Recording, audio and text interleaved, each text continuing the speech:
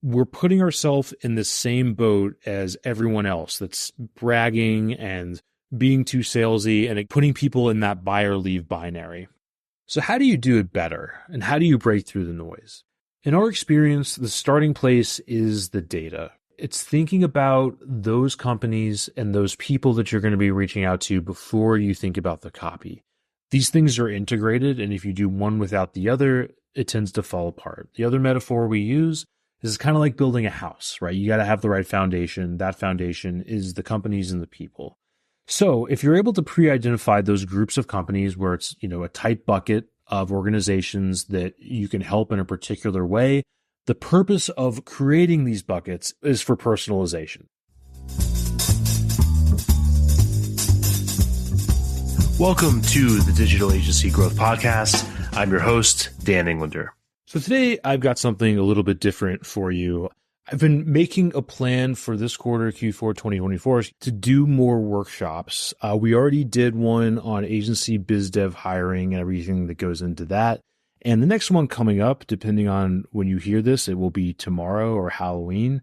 And if you missed it, the replay should be coming around before long, is all about copy and copywriting, specifically for the context of doing outreach for a consultative or complex service sales situation to get the meeting at the very top of the funnel.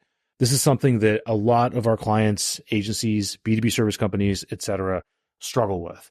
The name of the workshop is The Right Words to the Right People. And with this episode, I want to give you a sneak peek at the stuff that I can do through audio, basically the high level concepts. And then if you watch the replay, or you can even better show up live, then you're going to get to hear a lot more of this, get into deeper concepts, get more into the weeds. But more importantly, you'll also be able to see the visuals and see the copy as it looks, which is important because so much of getting the meeting and so much of getting people just to read and take action is the aesthetic, the physical shape of the email or the LinkedIn message or whatever it is. So to get into this, the right words to the right people, there's a line or a saying, and I think it's from Dan Kennedy, but I could be wrong, and that's little hinges swing big doors. This idea that small actions done repeatedly the right way over and over again can have really outsized results.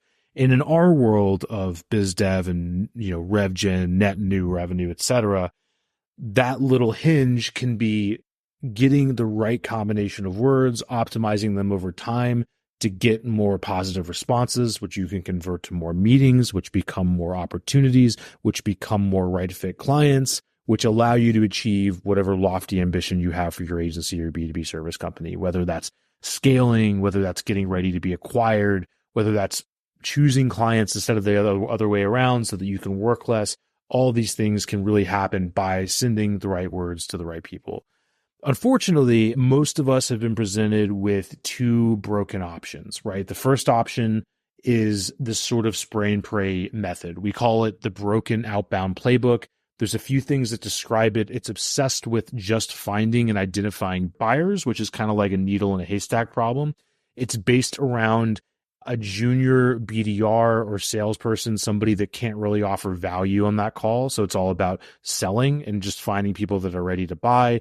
It's using spray and pray tactics. Increasingly, it's cold outreach with a lot of fake AI-based personalization.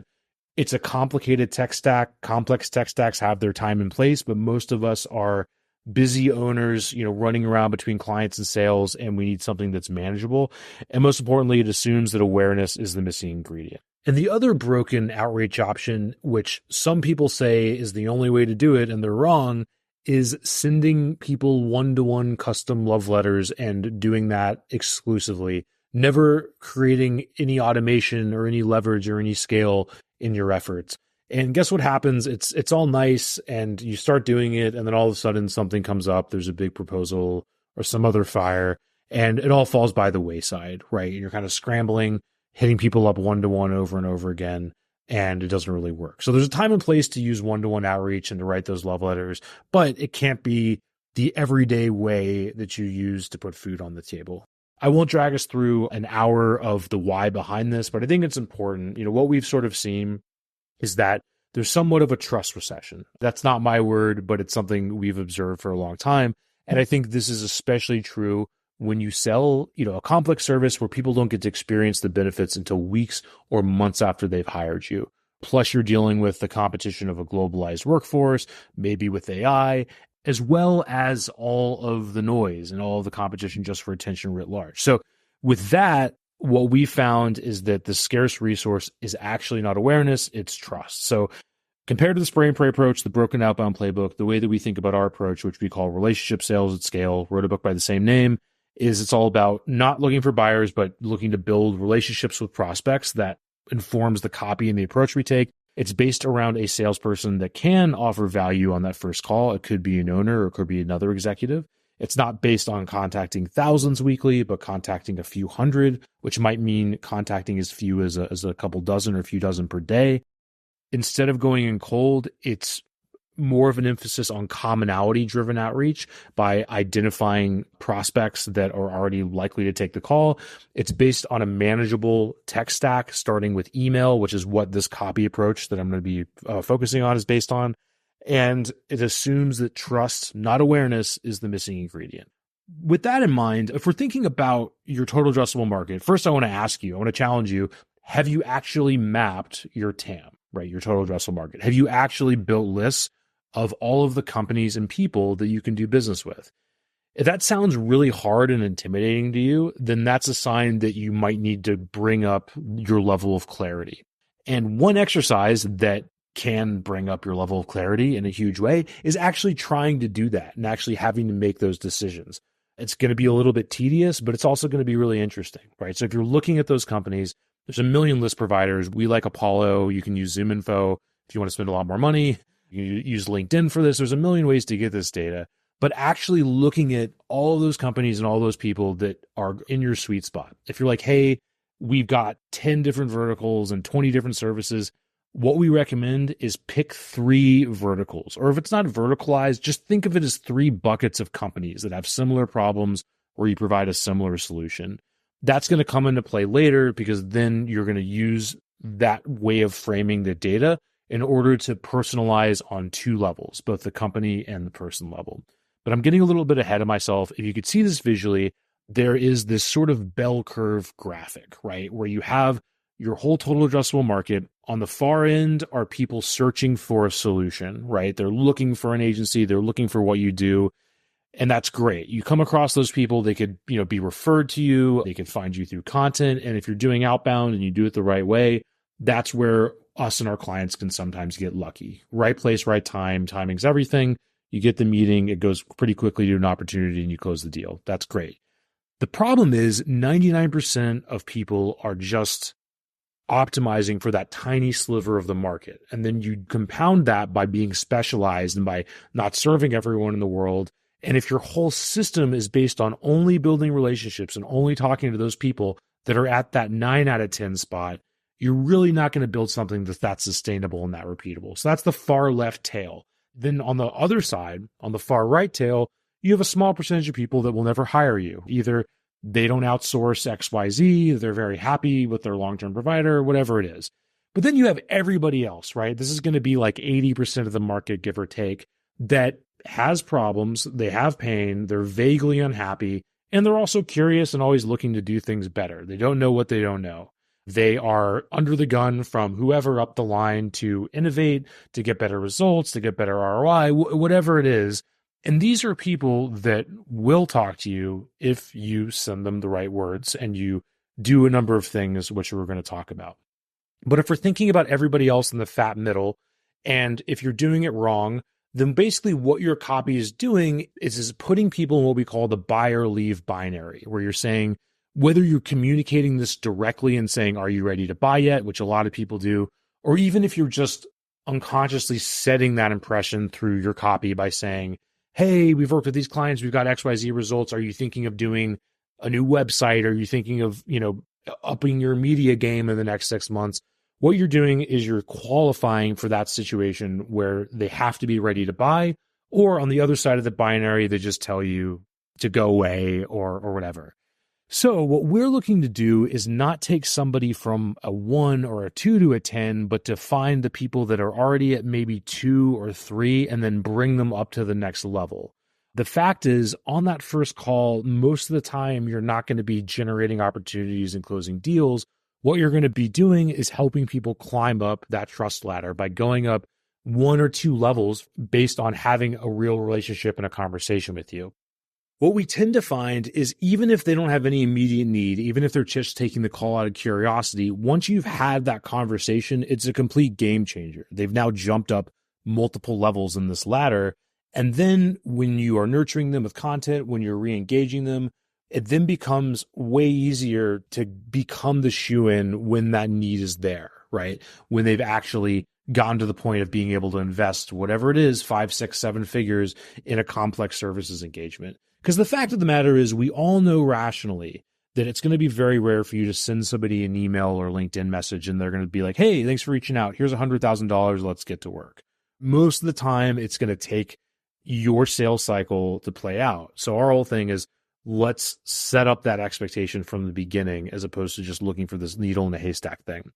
I'll get into how we're thinking about this and, and the logistics of the copy and everything in a second. But one thing that came up in our training program, which we call the targeted outreach system recently, was we were talking about how one of our clients who's in the creative services space can break in with companies that are basically B2B enterprise services organizations. And he said, why would these people talk to me? And we pushed back and we basically said, you've worked with dozens of companies like them over the years. You've done hundreds of projects. You've seen the inner workings of their marketing department. The number of people with the experience you have with their competitors and with similar problems that they're dealing with is pretty much unrivaled. The fact is, they will learn more on a 30-minute call with you, potentially, if you play your cards right, than they would from the next 6 months of reading white papers and talking to other people with much less experience than you probably have in your field. So that worked. And, this client was able to kind of rework the copy and approach his audience with a lot more confidence. The issue is when most of us try to show our experience with skeptical prospects, especially, marketing leaders that have probably been burned by agencies or have had bad experiences before, we're putting ourselves in the same boat as everyone else that's bragging and being too salesy. And again, like I talked about earlier, putting people in that buy or leave binary. So how do you do it better? And how do you break through the noise? In our experience, the starting place is the data. It's thinking about those companies and those people that you're going to be reaching out to before you think about the copy. These things are integrated, and if you do one without the other, it tends to fall apart. The other metaphor we use is kind of like building a house, right? You got to have the right foundation. That foundation is the companies and the people. So if you're able to pre-identify those groups of companies where it's, a tight bucket of organizations that you can help in a particular way, the purpose of creating these buckets is for personalization. So that if you're speaking to fintech, you can talk about fintech problems and experience. If you're speaking to growth stage food brands in the Midwest, you can do the same thing. The data and how to think about that's beyond the scope of this workshop, but we want to start there because that's going to inform the copy. The next way we're thinking about this is kind of a series of ingredients. You can almost think of this as like, cooking some chili or some other dish where you might be using all of them in some way, but you might be using some more than others depending on the situation. So it's not like you have to always check all these boxes fully, but usually there's some sprinkling of each spice in the recipe. So the first is trust and kinship. Again, coming across as being in that person's tribe. With most of our outreach, we're leading with that kind of thing. And there's a few things that go into this ingredient. One of them is commonality. This is something we use a lot of the time. And instead of going in cold, we're micro-segmenting and finding prospects that share different commonalities with our clients. To use an example, in the beginning with our training implementation programs, we're often starting with geographic commonalities because they're cut above what everybody else is doing. It's inherently scarce, and we ascribe value to scarcity, right? So somebody that's just regurgitating information back at you and saying, hey, John, here's all this stuff I know about you, is going to be seen with more skepticism than somebody that says, hey, John, I am in Seattle just like you are. I often go to this coffee shop. Maybe we've crossed paths. Beyond that, other commonalities we've used, you might have heard about if you've listened to this podcast, include relevant companies. Like one of our more successful campaigns is looking at everybody that used to work at one organization and has now gone on to a web of multiple other organizations that our clients might like to do business with. And we've literally just sent a 2-line email referencing that connection that got dozens of meetings. The list goes on. We found people that played tennis in college, and there's many more from there. But those are all examples of that. Beyond the actual tactic, there's a million tactics. The tone of the copy looks like something you would send to somebody that you actually met at a trade show or a conference. One rule of thumb that we are often reminding our participants and our clients of is that if you wouldn't send it to somebody you've actually met in real life, don't send it here. And that tends to work really well. A lot of this approach is kind of looking at the stuff that is a little bit old school. It tends to be what agency owners do when they're just kind of hustling on their own and sending one-to-one messages. The difference is with this approach, you're basically going to be adding a certain amount of leverage and scale to it as you're bringing it to your quote-unquote wholesale outreach efforts. So that's the first ingredient, is trust and kinship. The next ingredient is deep understanding. The icon we have in a lot of our trainings for this is like a doctor's stethoscope, because it's not unlike what a doctor does, or a specialist, I should say. If you go to, a dermatologist, they can ask like a few questions or say a few things that tells them a lot and lets you know that they know what they're talking about. They don't have to go through this whole triage. They don't have to talk about their experience through like a whole page. It's all just kind of there. So part of that, to get more specific, is talking the talk and walking the walk. For example, if you were selling into lawyers or legal, it's all about case. The verbiage they use is about cases. If you were selling into rehab centers, the verbiage they use is admits, right? So I'll go a little meta and give an example for the agency world, which is our, main ICP here. We used to say, we help you get leads, right? Because everybody, supposedly wants leads. We'll get you 100, 200 leads a week or a month or whatever. We didn't say that, but that's what a lot of people do. And what we found was, understandably, our world is pitched so much on lead generation that it doesn't really help us to say that. What people really want is to reduce their over-reliance on reactive referrals. They want to build stronger organizations. They want the relationships with the right prospects, not just more prospects. And we removed certain words from all of our marketing and all of our sales, especially our outreach, where people are most skeptical at the top of the funnel. So a lot of our outreach is based on net new business, prospect relationships, repeatable system. We never used the word lead generation, but it took us understanding our market and then making the copy more subtle and more specific to the problems of what's going on in the agency world to make that happen. So if you sat down and did some deep thinking work on, one or a few different verticals and really well, chances are you're going to be able to come up with something that's 100 times better than what most of your prospects are getting every day in their inboxes. The next ingredient is show, don't tell. What this means is putting out evidence that's inarguable. A lot of the times it's using verbs over adjectives and superlatives. So the negative example of this that I think you probably see a lot in your inbox and if you go to your spam box are people making these bold claims, right? They're talking about, we got XYZ company $1 million and blah, blah, blah. We got ROAS effect of this, that, and the third. The issue with that is people can argue with it because they just don't have enough context. They don't know what you were doing, when you were doing it, what was going on.